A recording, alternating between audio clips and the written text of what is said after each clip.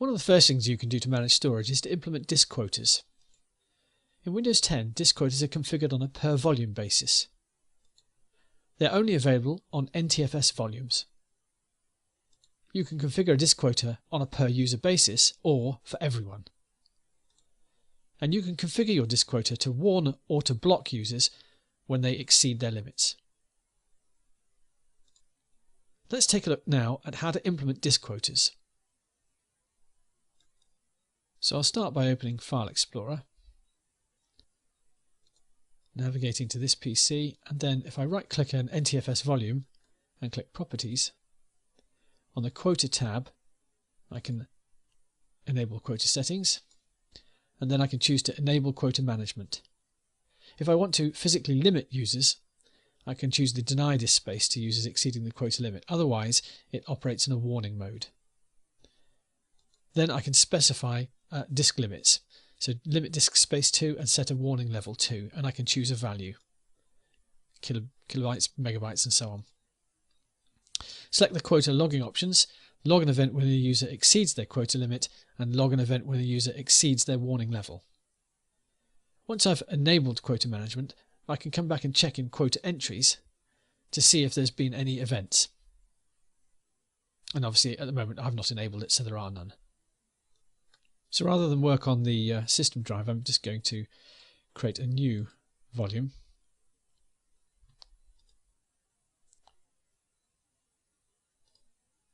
I'll just initialize one of these blank disks that's in my machine. Then create a simple volume using the whole of the disk space. Quick format. Next. Finish. That should create a drive E in the file system for me. Let's close out of here. And now go to the properties of drive E, click the Quota tab, enable quota management, deny disk space, and limit disk space to a megabyte, set warning level to 500k, log an event, and then click apply. It's just warning me that this is potentially time consuming. It shouldn't be on such a new volume. Okay, and then if I were to create some files, well, let's think about copying some files. Let's go to C drive, Windows, and look for a file. That one, drive E. Okay, now remember I'm an administrator, so behavior is slightly different. Open up Properties, click Quota, and then Quota Entries. You can see that there's activity taking place here.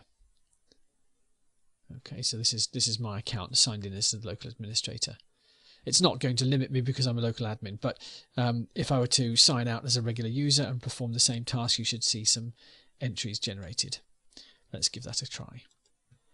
So let's close that dialog. And I'm going to sign out and then sign back in as a different user.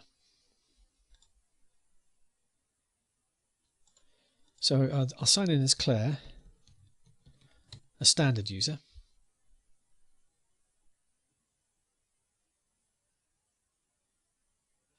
And if we open up Windows Explorer, sorry, File Explorer, click on this PC, you can see that the new volume E is now available, but as you see here, I have only a megabyte of space available.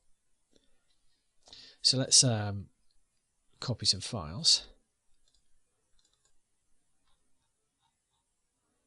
Let's see, something bad.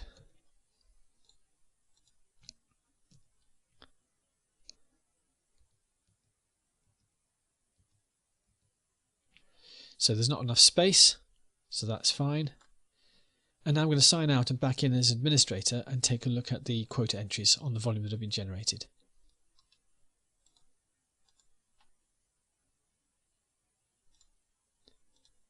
Select the local administrator account, which happens to be me.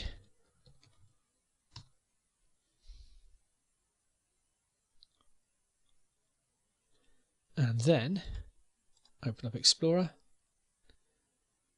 drive E, Properties, quota, show quota settings, quota entries, and we can see that there's a warning here for Claire. And she was also, as we know, prohibited from creating additional files.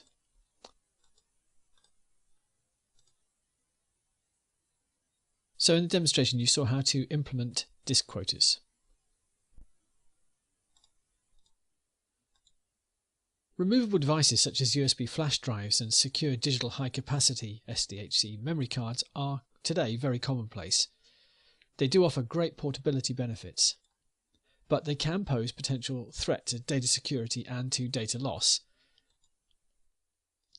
You format a removable device just like any other hard disk. Choose between all of the available file systems, but bear in mind that FAT32 is widely supported on different device types.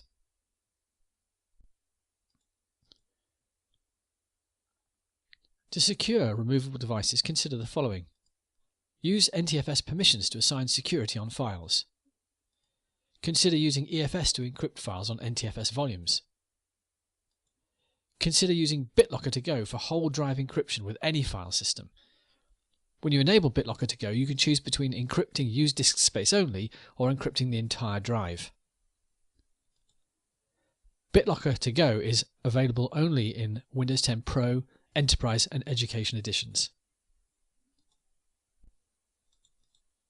It makes sense to try to restrict access to removable storage for the following reasons. There is a significant risk of data loss. A memory stick is not hard to drop. For the same reason, it's not hard to steal. Every time someone inserts a memory stick into another computer, there is a significant risk of the spread of malware. It's difficult to manage version control. If you have a memory stick that contains a Word document, for example, and there are other copies of this Word document up on a server somewhere or other, it's going to be difficult to manage the two versions, or potentially it's an issue. To help, you can use Group Policy. Open up a Group Policy editor and navigate to Computer Configuration, Administrative Templates, Windows Components, BitLocker Drive Encryption, Removable Data Drives. And then you can configure the Deny Write Access to Removable Drives Not Protected by BitLocker, Control Use of BitLocker on Removable Drives, and Enforce Drive Encryption Type on Removable Data Drive settings. Under System Device Installation Restrictions, you can also configure Prevent Installation of Removable Devices and Allow Installation of devices that match any of these device IDs.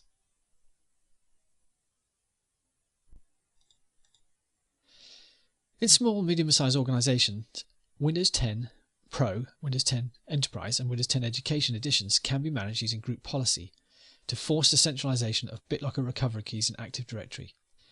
In a large enterprise environment where there may be hundreds of thousands of devices that are required to be managed, Microsoft provides a tool called Microsoft BitLocker Administration and Monitoring. MBAM performs the following management tasks. Provides for the deployment and recovery of encryption keys. Provides for the centralized compliance monitoring and reporting of individual computers or even of the entire enterprise. Helps automate the provisioning of encrypting volumes on client computers across the enterprise.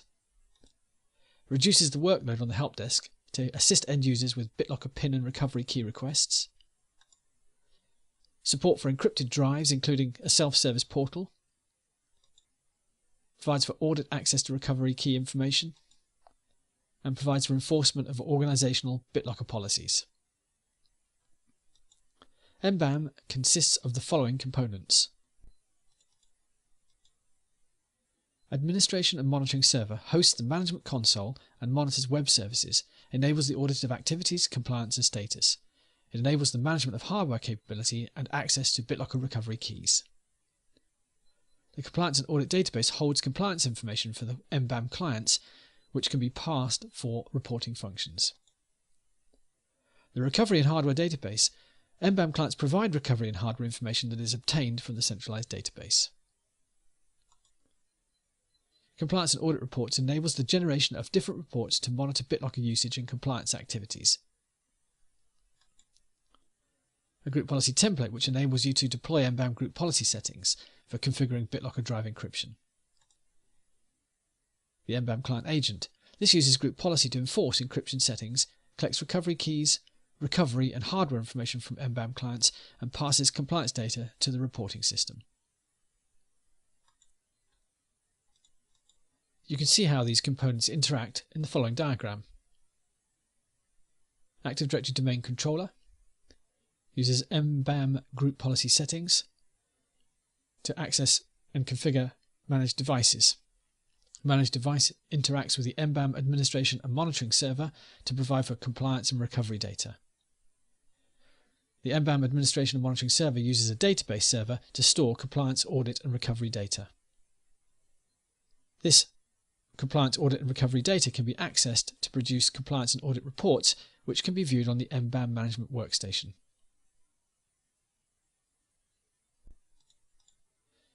You can use the encrypting file system as a way of helping protect your files. EFS provides for file and folder level encryption. If you encrypt your files, you can also share them with designated users. The use of a data recovery agent can help protect against data loss. To encrypt a file, you can use the File Explorer interface.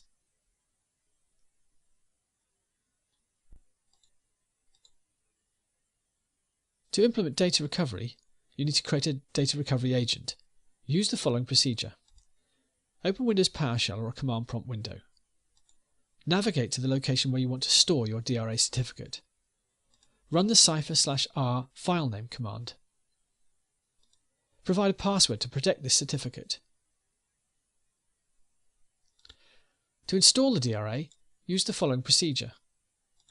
Sign in with the user credentials of the user for whom you want to create access to the DRA. Open the Local Security Policy Editor. Locate the Public Key Policies node, right-click Encrypting File System, and then click Add Data Recovery Agent. Browse to the location of the DRA recovery certificate and select it. Finally, install the certificate when prompted. You may need to refresh the group policy on the client. In the demonstration, we'll see how to implement EFS. Okay, so I'll start by going to Volume, and I'll create a new file.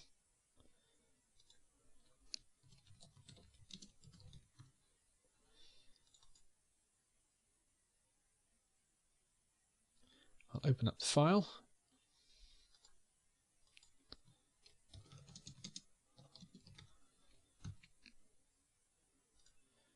And then I'm just going to view the security permissions on the file by clicking Properties, Security, and I see that Authenticated Users has inherited modified permissions on that file.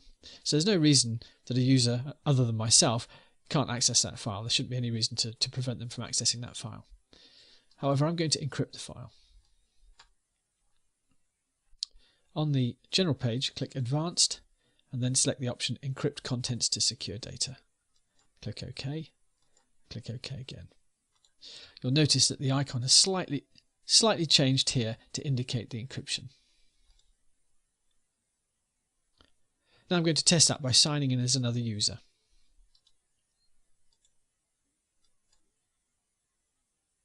So I'll sign in as Claire.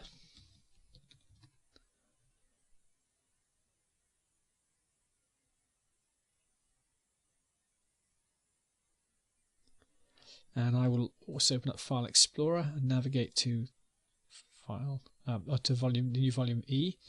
We see the secured file is there. If I double click the file, it attempts to open Word, but comes up with an error. Word cannot open the document. User does not have access privileges. Okay, so click OK to that. Close down Word. And the reason, of course, is that although I have file permissions, that little padlock symbol there indicates that the file is encrypted. So just verify, yes, I have permissions, but I still can't access the file, so it's encrypted. There's nothing, as you can see, to stop me from deleting it, but I can't view the contents, so that's the protection that it provides. So in that demonstration, you saw how to implement EFS.